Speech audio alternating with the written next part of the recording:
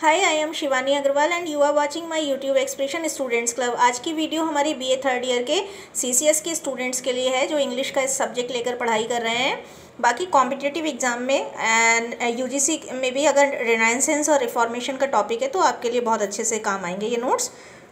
Which artist is considered the first renaissance होता है, इसका उच्चारण कई तरीके से करा जाता है, रेनेसा भी बोला जाता है इसे। तो which artist is considered the first renaissance painter, कौन सा आर्टिस्ट पहला रेनेसा पेंटर के रूप में जाना जाता है?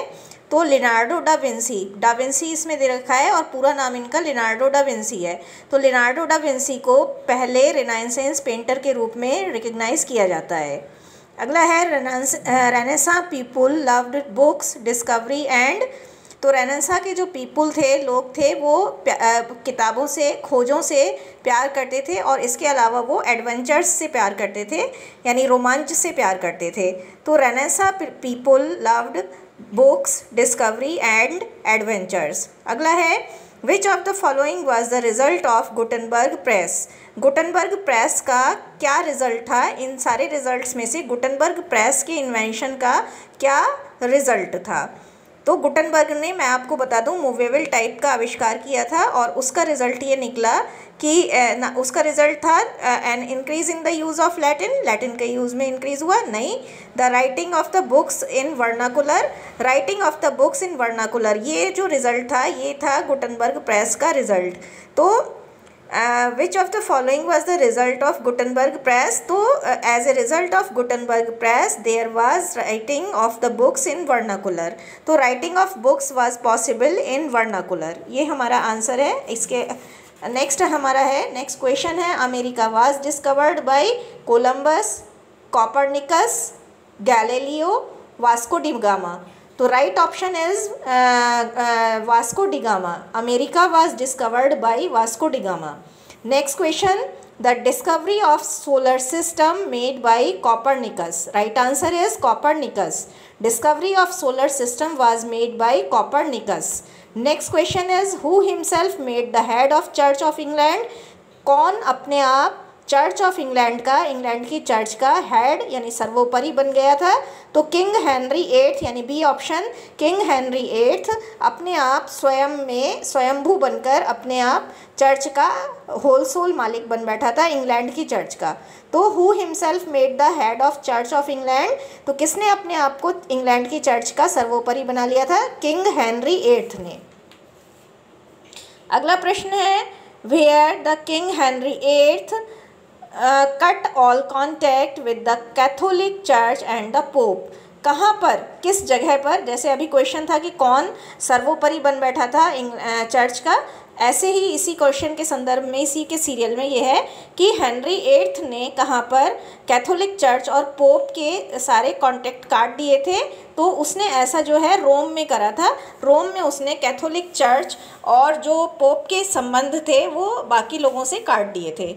अगला है, who spoke out against the practice of indulgences. Spoke की स्पेलिंग में ई मिसिंग हो गया है, आप सही कर लीजिएगा। Who spoke out against the practice of indulgences. Indulgences का मतलब है भोग। तो भोगवादी प्रथा के विरुद्ध या भोगवादी प्रैक्टिसेस के अगेंस्ट में कौन बोला? तो इंडलगेंसेस की जो प्रैक्टिस थी उसके अगेंस्ट में मार्टिन लूथर ने आवाज़ उठाई थी और बहुत सशक्त आवाज़ उठाई थी। तो who spoke out against the practice of indulgences? Martin Luther was the person who spoke out against the practice of indulgences, यानी मार्टिन लूथर ने भोगवादी प्रथा के विरुद्ध में बहुत सशक्त रूप से आवाज़ उठाई थी। Who painted the Mona Lisa. Mona Lisa एक बहुत विश्वविख्यात पेंटिंग हुई है और हमने अभी बताया था कि कौन सर्वाधिक लोकप्रिय पेंटर था रेनेसांस पीरियड का या रेनेसा का। तो रेनेसा का मोस्ट पॉपुलर जो पेंटर था वो लिनार्डो डा विंसी था और इसी क्रम में मोनालिसा की जो पेंटिंग है वो लिनार्डो डा विंसी की पेंटिंग है, बहुत विश्वविख्यात पेंटिंग है। नेक्स्ट क्वेश्चन है, in Italy the renaissance was not only a literary revival but also a revival in. तो साइंस है, आर्ट एंड कल्चर है, option A and B both है या फिर नन ऑफ द एबव है। तो मैं आपको बताना चाहूँगी कि ये जो आंसर है वो है आपका option A and B both, यानी in Italy the renaissance was not only a literary revival but also a revival in science, art and sculpture. अगला है when did Columbus reach America, Columbus America कब पहुंचा? तो Columbus reached America in 1492। देखिए 1492, और मैं जहां तक आपको बताना चाहूँगी कैक्सटन ने जो प्रिंटिंग प्रेस का आविष्कार किया था वो 1476 में किया था, तो 1492 जो है वो कोलंबस अमेरिका पहुंचा था। अगला है from what did the renaissance take the focus away, किस चीज़ से रेनाइंसेंस ने ध्यान हटाया? तो चर्च से। देखिए उसमें रेनेसां के पहले जो सारा जो माहौल था वो पूरा का पूरा रिलीजियस माहौल हो गया था, और हर चीज़ में रिलीजियस आधिपत्य जो है वो बढ़ता जा रहा था, चर्च का आधिपत्य, चर्च का जो शासन था वो बढ़ता जा रहा था। तो रेनेसां ने जो है वो किसकी तरफ से ध्यान हटाया? तो चर्च की तरफ से लोगों का ध्यान हटाया और नए आविष्कारों में लगाया। हमारा अगला क्वेश्चन है which renaissance musical instrument most sounded like a modern guitar.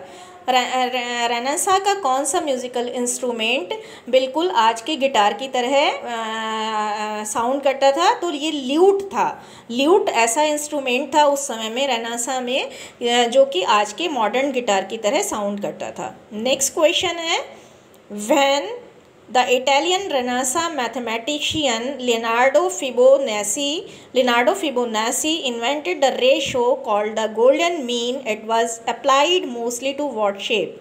यानी कि जब Italian renaissance mathematician Leonardo Fibonacci ने रेशो का आविष्कार किया जिसको कि गोल्डन मीन के नाम से जाना जाता है। देखिए दो क्वेश्चन है कि रेशो का आविष्कार जो लिनार्डो फिबोनाची ने किया था उसे किस नाम से जानते हैं? तो उसे गोल्डन मीन के नाम से जानते हैं। और ये बेसिकली कौन सी शेप पर अप्लाई होता था? तो ये जो अप्लाई होता था वो रेक्टेंगल्स पर अप्लाई होता था। तो ध्यान रखिएगा कि इटालियन रेनेसांस मैथमेटिशियन, तीन क्वेश्चन है। इटालियन रेनेसांस मैथमेटिशियन कौन था? तो लिनार्डो फिबोनाची था। और लिनार्डो फिबोनाची ने रेशो का आविष्कार किया। इसे किस नाम से जाना जाता था? इसे गोल्डन मीन के नाम से जाना जाता था। और गोल्डन मीन बेसिकली किस तरह की शेप्स पर अप्लाई होता था? तो गोल्डन मीन जो होता था अप्लाई वो रेक्टेंगल्स पर अप्लाई होता था। आज की वीडियो का अंतिम प्रश्न है व्हाट स्पार्क्ड द रेनेसां को किस बात ने सबसे ज़्यादा उकसाया, स्पार्क किया, जो मतलब एनकरेज किया? तो the federal system was collapsing. तो रेनेसां को जो सबसे ज़्यादा जो रेनेसां जो जिसके कारण आया वो था फेडरल सिस्टम वाज कोलैप्सिंग, यानी सामंतवादी प्रथा जो है वो कोलैप्स हो रही थी, वो गड़बड़ा रही थी। इसके कारण से रेनेसां का जो स्पार्क हुआ, रेनेसां का लोगों में मतलब रेनेसां जो पीरियड है वो उसका जन्म हुआ। तो ये आज का वीडियो था। अगर आपको लगता है कि कोई और क्वेश्चन आपको नहीं आ रहा है रेनेसां से संबंधित तो you can comment me in my comment box, and if you like the video, kindly hit a like to my video, kindly share the video with the other aspirant of UGC NET and other aspirant of BA final year CCS university examination. Please subscribe the channel. Happy learning. Bye bye.